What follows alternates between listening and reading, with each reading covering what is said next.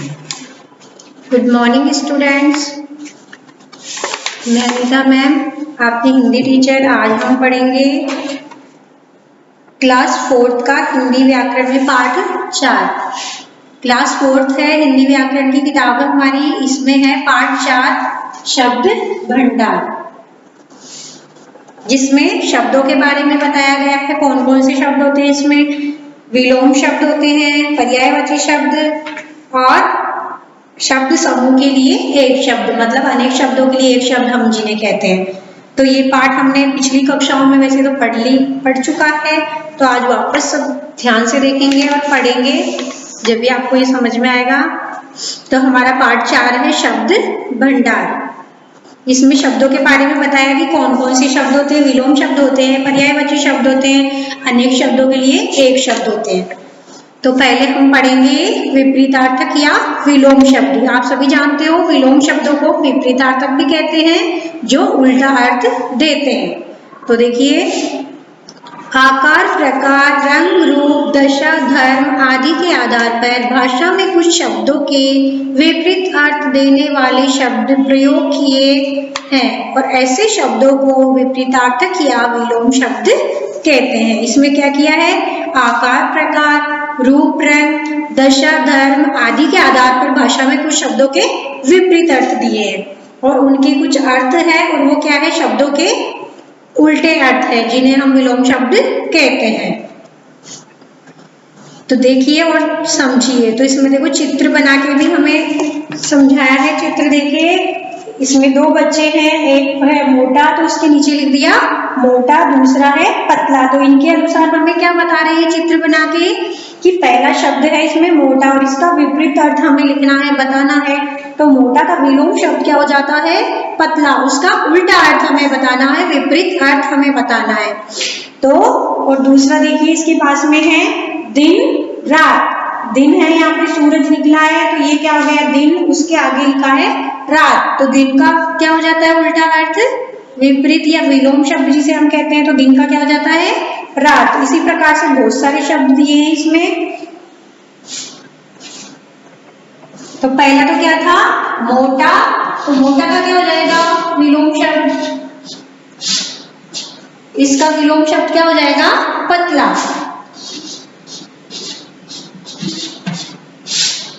ये आपने पिछली कक्षाओं में पढ़ रखे हैं। दिन, जैसे आपके पास शब्द, आपको शब्द दे दिया दिन, और इसका विलोम शब्द बताइए, तो आप क्या लिखोगे? दिन का विलोम शब्द हमें लिखना है, तो क्या लिख देंगे? रात। तो ये क्या हो गए? विलोम शब्द।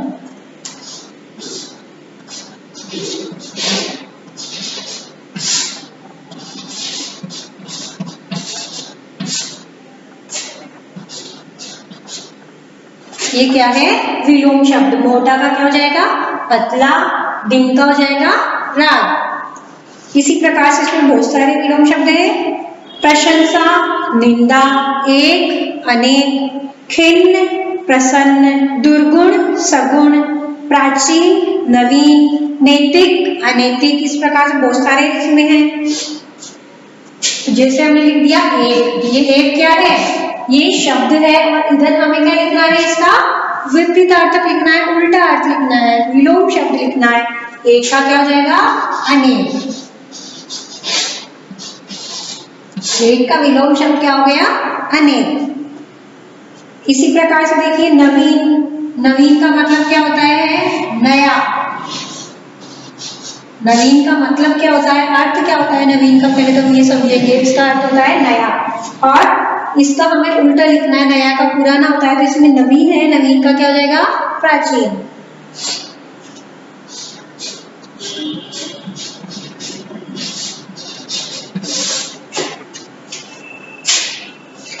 इसी प्रकार से है नैतिक, अनैतिक, उन्नति, अवनति, पराधीन, स्वाधीन, पर्याप्त, अपर्याप्त।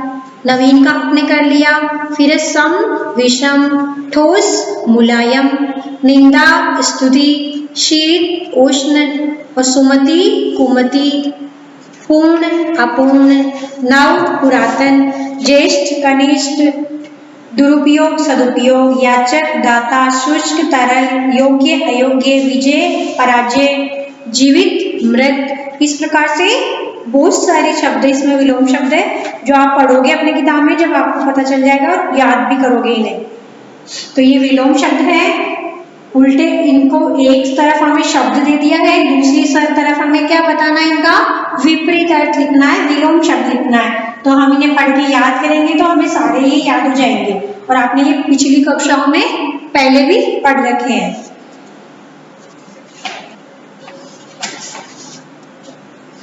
फिर आगे देखिए पेज नंबर 21 पे है पर्यायवाची शब्द। पर्यायवाची शब्द भी हमने पिछली कक्षाओं में पढ़े हैं, जिन्हें समान अर्थ देने वाले अर्थ शब्द भी कहते हैं। दूसरा क्या है, पर्यायवाची।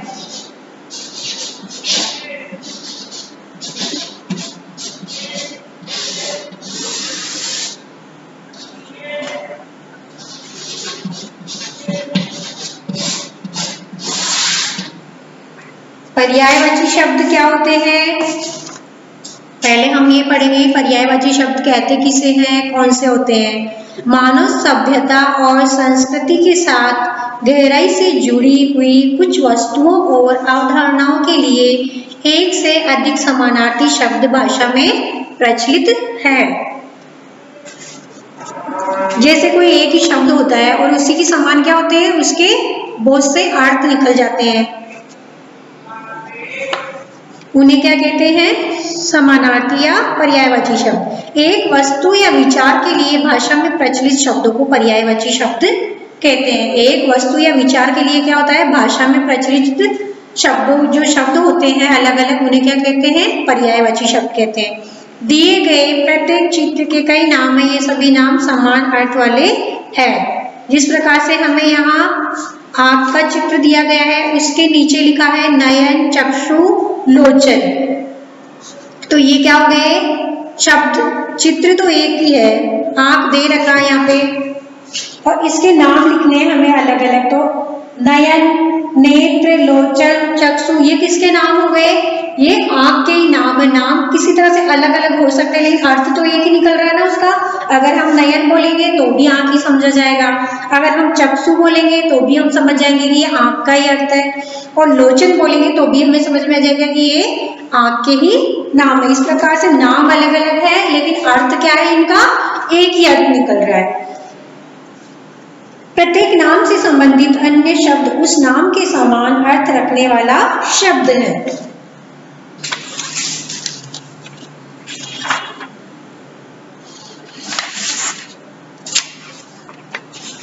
तो समानार्थी शब्द, पर्यायवाची शब्दों का दूसरा नाम कौन सा है, समानार्थी शब्द। इन्हें समानार्थी शब्द भी कहते हैं। जब कोई एक अर्थ होता है, एक शब्द होता है, उसके अलग अलग नाम दे दिए जाते हैं, अर्थ एक ही निकल रहा है, समान अर्थ है, तो वो क्या हो जाते हैं, पर्यायवाची शब्द हो जाते हैं। उस प्रकार जैसे हम देखेंगे, पहला शब्द हमारे पास अग्नि। पहला क्या है, अग्नि। अग्नि किसे कहते हैं, अग्नि आग को कहते हैं। किसे कहते हैं, अग्नि आग को। तो हमें इसके अलग अलग नाम लिखने हैं, पर्यायवाची शब्द बताने हैं हमें। तो आपके क्या क्या हो जाते हैं, कुछ भी लिख दो जो हमें याद है, 3 4 1। तो आग हो गया, अनल हो गया,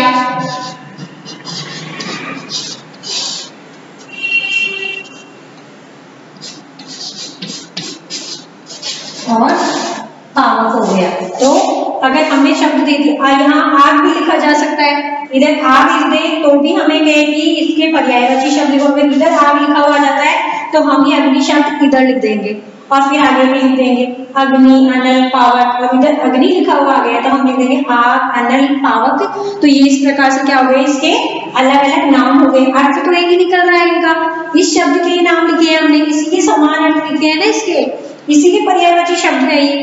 तो अग्नि के क्या हो गया, आग, अनल और पावक।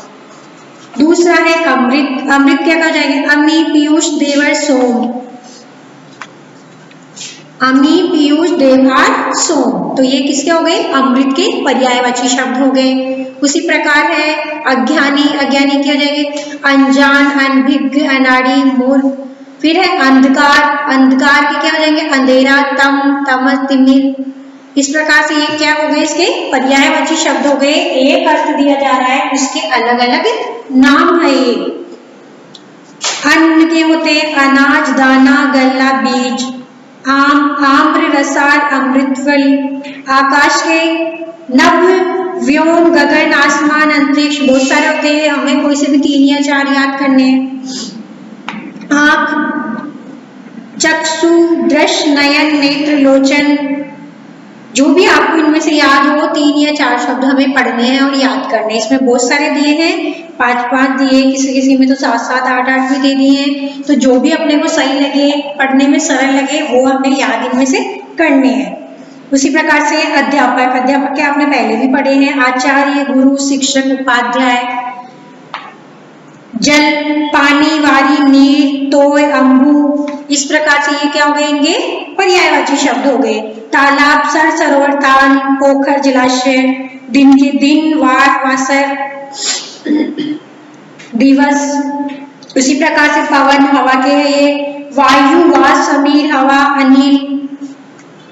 बहन के दीदी, भगिनी, सहोदरा। बादल के मेघ, वारिद, पयोद, पयोदर, गण। औरत के स्त्री, महिला, कांता, नारी, अबला। फिर है उपवन, जो बगीचा जो होता है उसके। उद्यान, वाटिका, बाग, फुलवारी, बगिया। कोयल के अली, कलकंठ, कोकिल, श्यामा। और कपड़ा के वस्त्र, चीर, वसन, पट, अंबर। फिर है गंगा के, देखिए देवपगा, भागीरथी, सुर नदी, मंदाकिनी। और गाय के है गऊ, गैया, धेनु, अदिति, अगन्या। इस प्रकार से ये क्या है, पर्यायवाची शब्द है। बहुत सारे इसमें आपको सारे ही पढ़ने हैं और याद भी करने हैं। अब इनके नीचे है शब्द समूह के लिए एक शब्द। तो हमने विलोम शब्द पढ़ लिए पहले, फिर हमने पर्यायवाची शब्द भी पढ़ लिए, और हम ये पिछली कक्षाओं में भी पढ़ते आ रहे हैं। अब हम पढ़ेंगे शब्द समूह के लिए एक शब्द, अनेक शब्दों के लिए एक शब्द जिसे हम कहते हैं। अब देखिए, एक वाक्यांश दिया जाता है हमें, एक वाक्य लिखा जाता है पूरा, उसके लिए कहा जाता है कि आप इसके लिए एक शब्द लिखिए। तो अब हम क्या पढ़ रहे हैं,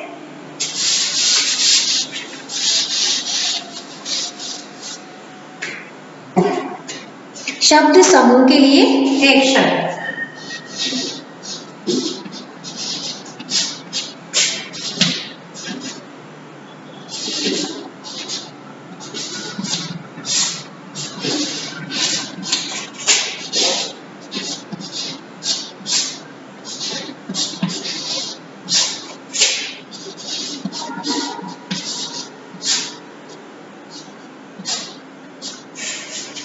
शब्द समूह के लिए एक शब्द हम पढ़ेंगे। यहाँ पूरा वाक्य दिया हुआ है। जैसे पहला है जो कभी न मरे। पहला क्या लिखा है,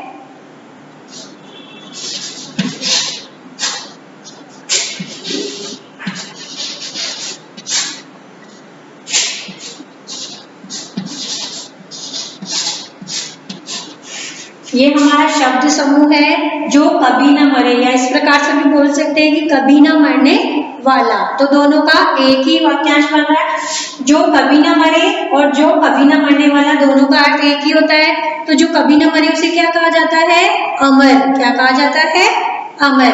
तो हम इसका, ये हमारा वाक्यांश है, ये अनेक शब्द है, इसके लिए हमें क्या लिखना है, एक शब्द लिखना है। तो हम क्या लिख देंगे, जो कभी न मरे कौन होता है, वो अमर होता है।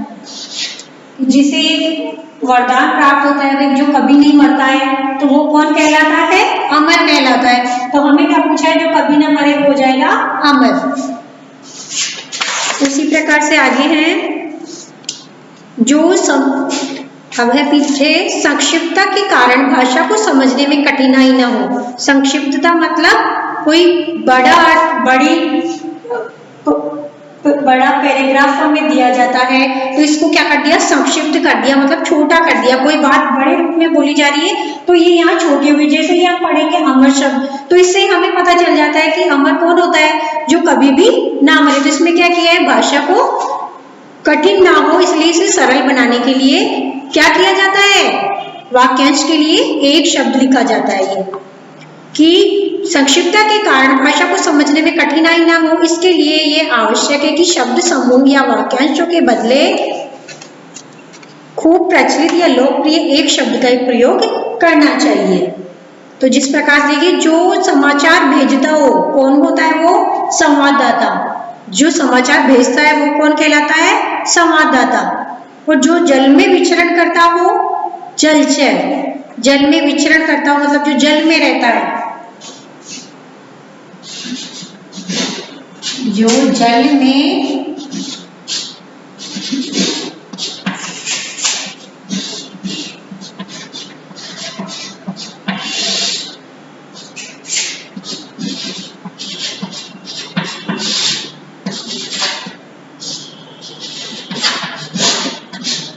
दूसरा हमारा क्या है? जो जल में विचरण करता हो, तो वो कौन हो जाएगा? जलचर।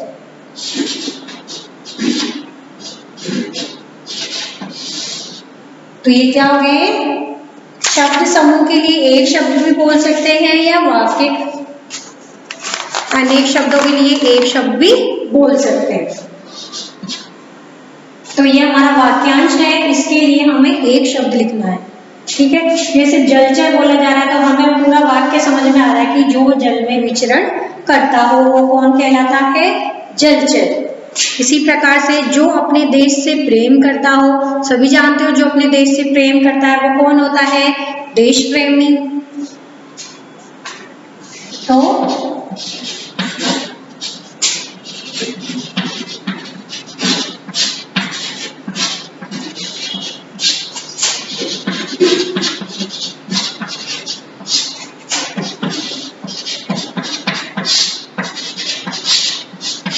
तो क्या हो जाएगा? जो अपने देश से प्रेम करता हो कौन कहलाता है? देश प्रेमी।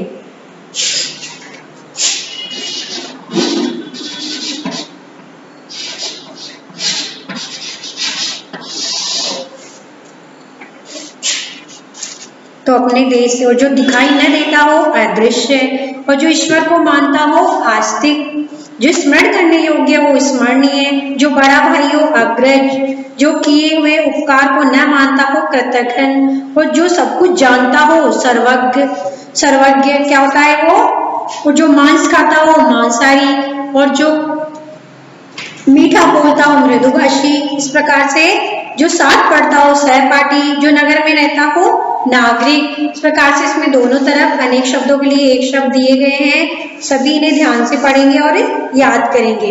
तो इस पाठ में हमें 3 प्रकार के शब्द बताए हैं। पहला विलोम शब्द, दूसरा पर्यायवाची शब्द, और तीसरा शब्द समूह के लिए एक शब्द। तो इस प्रकार से हमारा पाठ पूरा हो गया है। सभी से ध्यान से दोबारा पढ़ेंगे, सारे शब्द पढ़ेंगे और याद करेंगे। ये आप पिछली कक्षाओं में भी पढ़ चुके हो।